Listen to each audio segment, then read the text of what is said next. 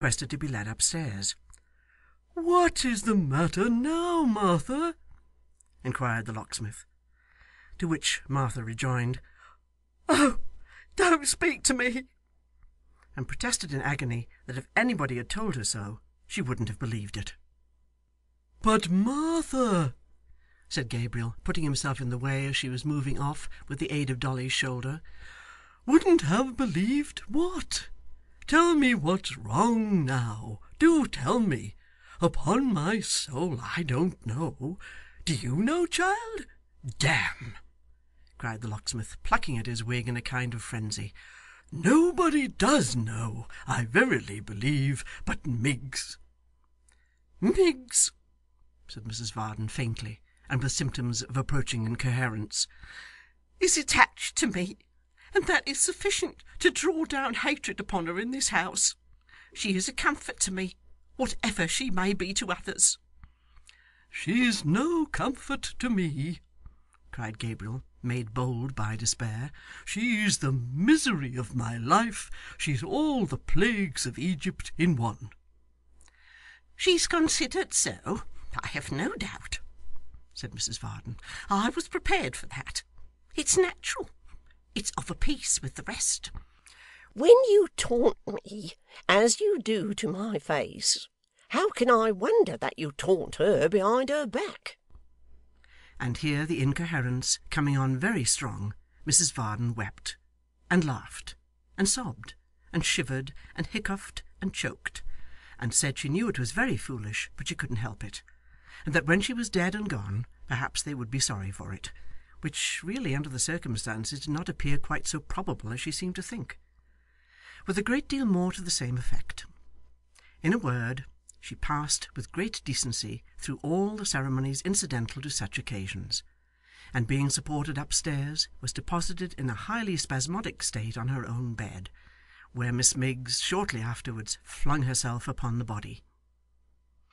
The philosophy of all this was, that Mrs Varden wanted to go to Chigwell, that she did not want to make any concession or explanation, that she would only go on being implored and entreated so to do, and that she would accept no other terms. Accordingly, after a vast amount of moaning and crying upstairs, and much damping of foreheads, and vinegaring of temples, and hartshorning of noses, and so forth, and after most pathetic adjurations from Miggs, assisted by warm brandy and water, not over weak, and divers other cordials, also of a stimulating quality, administered at first in teaspoonfuls, and afterwards in increasing doses, and of which Miss Miggs herself partook as a preventive measure, for fainting is infectious.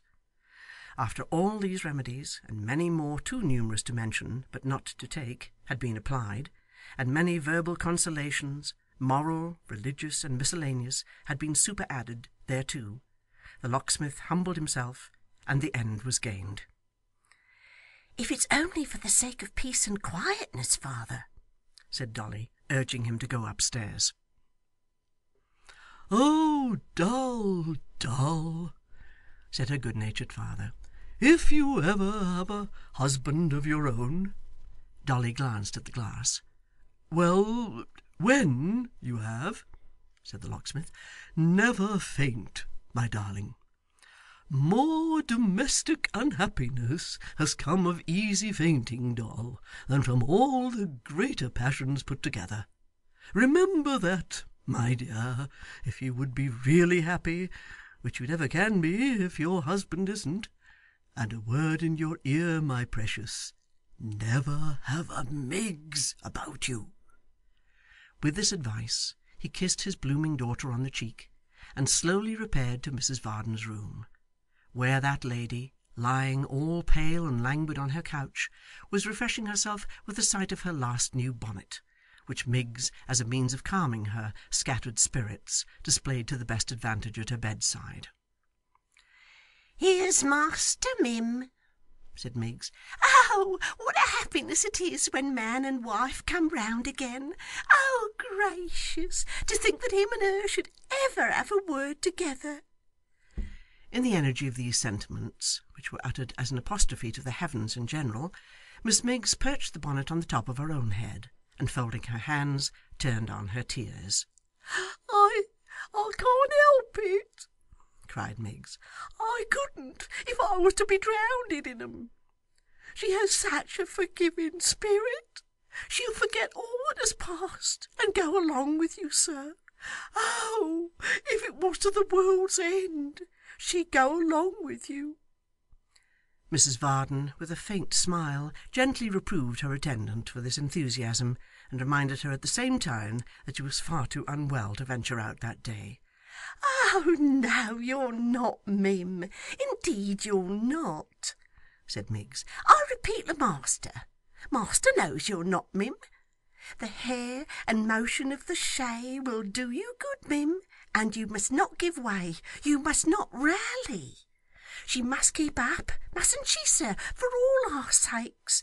I was a telling her that just now. She must remember us, even if she forgets herself. Master will persuade you, Mim, I'm sure. There's Miss Dolly's a going, you know, and master, and you, and all so happy and so comfortable. Oh!' cried Miggs, turning on the tears again, previous to quitting the room in great emotion. 'I never see such a blessed one as she is for the forgiveness of her spirit. I never did.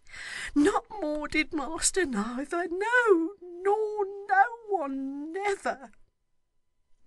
For 5 minutes or thereabouts, Mrs Varden remained mildly opposed to all her husband's prayers that she would oblige him by taking a day's pleasure, but relenting at length, she suffered herself to be persuaded, and granting him her free forgiveness, the merit whereof she meekly said rested with the manual, and not with her, desired that Miggs might come and help her dress.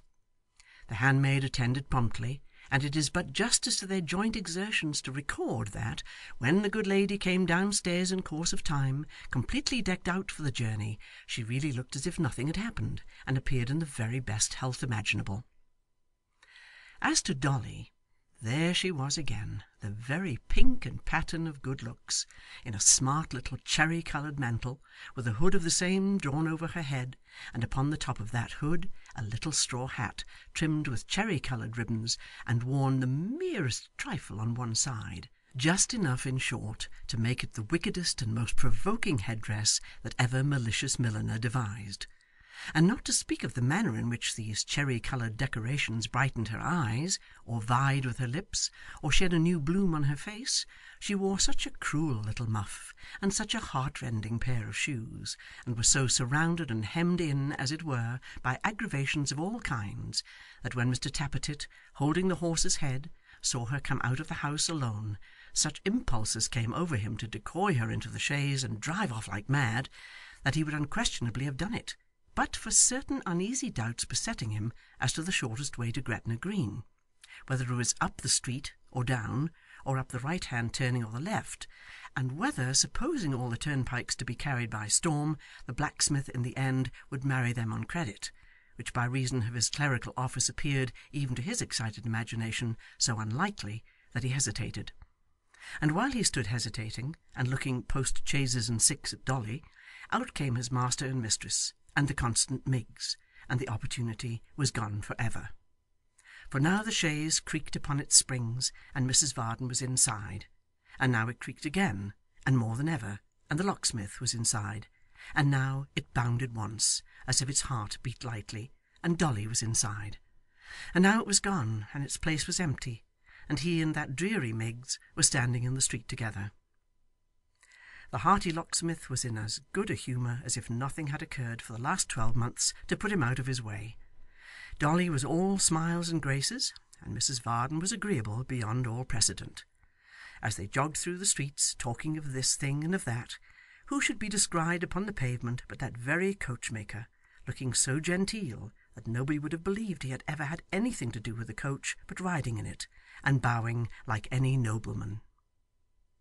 To be sure, Dolly was confused when she bowed again, and to be sure the cherry-coloured ribbons trembled a little when she met his mournful eye, which seemed to say, I have kept my word, I have begun, the business is going to the devil, and you're the cause of it. There he stood, rooted to the ground, as Dolly said, like a statue, and as Mrs Varden said, like a pump, till they turned the corner, and when her father thought it was like